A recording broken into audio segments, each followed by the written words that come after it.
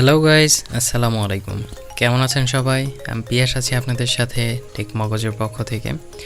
হাজির হয়ে গেলাম আপনাদের সামনে নতুন একটি স্মার্টফোনকে নিয়ে। আজকে যে স্মার্টফোনটি নিয়ে কথা বলবো সেটি হচ্ছে OPPO X 2021। সো এই স্মার্টফোনটি OPPO কনসেপ্ট হ্যান্ডসেট হিসেবে মানে ডেমো হিসেবে কিছু জনের হাতে দিয়েছে। অ্যান্ড এই স্মার্টফোনটি কিন্তু এখনও গ্লোবালি লঞ্চ হয় নাই। সো এই স্মার্টফোনটিতে আপনারা কি পাচ্ছেন সেটা নিয়ে আজকে আমরা আলোচনা করব, এবং ইন ফিউচারে যখন গ্লোবালে লঞ্চ হবে এই ফোনটি, তখন এই ফোনটির প্রাইসটা কেমন হবে বা এই ফোনটি আপনাদেরকে কি অফার করবে সেই সম্পর্কে আজকে আমরা কথা বলবো। সো চ্যানেলে যারা নতুন আছেন প্লিজ চ্যানেলটি সাবস্ক্রাইব করে নেবেন। চলুন ভিডিওটি শুরু করি। এই ফোনটি হচ্ছে একটি রোলেবল ফোন। সো এই ফোনটির সবথেকে মোস্ট ইন্টারেস্টিং ফিচার হচ্ছে ডিসপ্লেটি।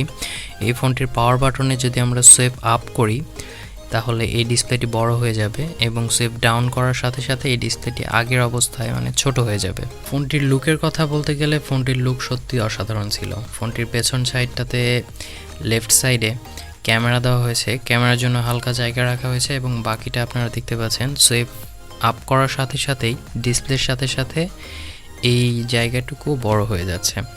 এবং এই ফোনটিতে পেছনে অবভিয়াসলি প্লাস্টিক ব্যবহার করা হয়েছে। ফ্রেমটা কিসের দেওয়া হয়েছে? মেবি প্লাস্টিকেরই দেওয়া হয়েছে। ফোনটির বাটন এবং পোর্টসের কথা বলতে গেলে ফোনটিতে রাইট সাইডে পাচ্ছেন আপনারা পাওয়ার বাটন। এই পাওয়ার বাটনে সুইপ আপ অ্যান্ড ডাউন করলে আপনারা ডিসপ্লেটিকে বড় এবং ছোট করতে পারবেন। এবং ফোনটির নিচে পাচ্ছেন আপনারা একটি টাইপ সি কেবল, একটি স্পিকার এবং মাইক্রোফোন। ফোনটিতে কোনো রকম volume up and down button ব্যবহার করা হয়নি। এটা কনসেপ্ট ফোন। আশা করা যাচ্ছে যখন আমরা পাবলিকলি পাবো এই ফোনটি বা গ্লোবালি লঞ্চ করা হবে, তখন আশা করা যায় যে এই ফোনটিতে এইগুলো ইনক্লুড করে দেওয়া হবে। এই ফোনটিতে কিন্তু কোনো সেলফি ক্যামেরা ব্যবহার করা হয় নাই। সো এই ফোনটিতে পুরোটাই সামনে ডিসপ্লে ব্যবহার করা হয়েছে, কোনো সেলফি ক্যামেরাই ব্যবহার করা হয়নি। আপনাদের মনে একটি প্রশ্ন আসতেই পারে যে এই ডিসপ্লেটি যদি আমরা এতবার মানে বড় বা ছোট করি, সেই ক্ষেত্রে এই ডিসপ্লের মানে যেটা দিয়ে কাজ করে, যেটা মোটর, সেটা কি নষ্ট হয়ে যাবে কিনা। সো ওপো এটা ইনশিওর করেছে যে 1,00,000 বারের মতো এরা ট্রাই করেছে। সো এটাতে কোনো রকম সমস্যা হয়নি, মানে আপনারা 2 থেকে 3 বছর অনায়াসে চালিয়ে নিতে পারবেন। ফোনটিতে ব্যবহার করা হয়েছে ওয়েলেড ডিসপ্লে। এই ডিসপ্লেটি এমনিতেই সিম্পলভাবে 6.7 ইঞ্চির থাকে, কিন্তু যখন আমরা সুইপ আপ করব মানে ডিসপ্লেটি বড় হয়ে ট্যাবলেট হয়ে যাবে, তখন 7.4 ইঞ্চির রোলেবল ডিসপ্লে হয়ে যাবে। তখন ডিসপ্লেটি ছোট এবং বড় করার সময় সুন্দর একটা রোবোটিক টাইপের সাউন্ড প্রডিউস করছিল এই ফোনটি। সাউন্ডটি আপনারা শোনেন তাহলে বুঝতে পারবেন। ফোনটিতে বর্তমানে রান করছে অ্যান্ড্রয়েড 11 এবং ফন্টাস ওএস।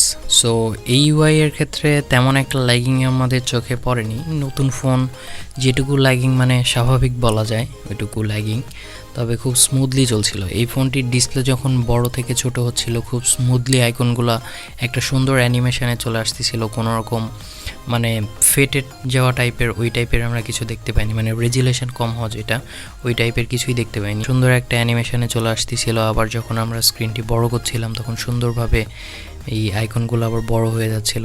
এক কথায় বলতে গেলে এই ফোনটি থেকে সুন্দর একটা এক্সপিরিয়েন্স পেয়েছি আমরা। ফোনটির গেমিং এক্সপিরিয়েন্স ছিল অসাধারণ। ফোনটিতে গেম খেলার সময় আমরা অনেক বড় জায়গা পাচ্ছিলাম, সব কিছু স্মুথলি কন্ট্রোল করা যাচ্ছিল। প্লাস এত বড় ডিসপ্লে হওয়ার কারণে গেমিং মানে এক্সপিরিয়েন্সটাই অন্যরকম হাই লেভেলে চলে যাচ্ছিল।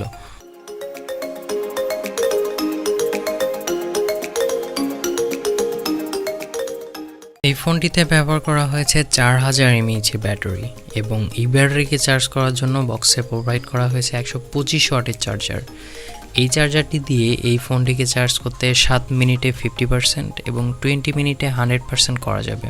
ফোনটির ক্যামেরা যখন আপনারা ইউজ করবেন তখন এই ফোনটি যদি বড় স্ক্রিনে তোলেন তাহলে ডিটেলস পাবেন খুবই ভালো এই ফোনটি থেকে। সো এই ফোনটি এখনও কনসেপ্ট ফোন, পাবলিকলি এখনও রোল আউট করা হয় নাই। সো যখন পাবলিকলি আসবে তখন মেবি এটাতে নতুন কিছু আমরা আরও দেখতে পাবো। যেমন এই ফোনটিতে এখনও সেলফি ক্যামেরা অ্যাড করা হয় নাই, volume up and down button নাই, 3.5mm হেডফোন জ্যাক নাই, plus secondary noise cancellation microphone দেওয়া হয় নাই। সো সব কিছু বিবেচনা করে এই ফোনটি এই বছরের শেষের দিকে বা সামনে বছরের প্রথমের দিকে আসতে পারে পাবলিকলি। সো সে আশায় আছি আমরা, দেখা যাক কবে এই ফোনটি রিলিজ হয়। সো এই ছিল OPPO X 2021 ফোনটির একটি শর্ট রিভিউ। সো ভিডিওটি কেমন লাগলো জানাবেন আমাদেরকে। ভিডিওটি ভালো লাগলে প্লিজ সাবস্ক্রাইব করে নেবেন আমাদের চ্যানেলটি এবং আমাদের ভিডিওতে লাইক করবেন, কমেন্ট করবেন এবং শেয়ার করবেন। ধন্যবাদ সবাইকে।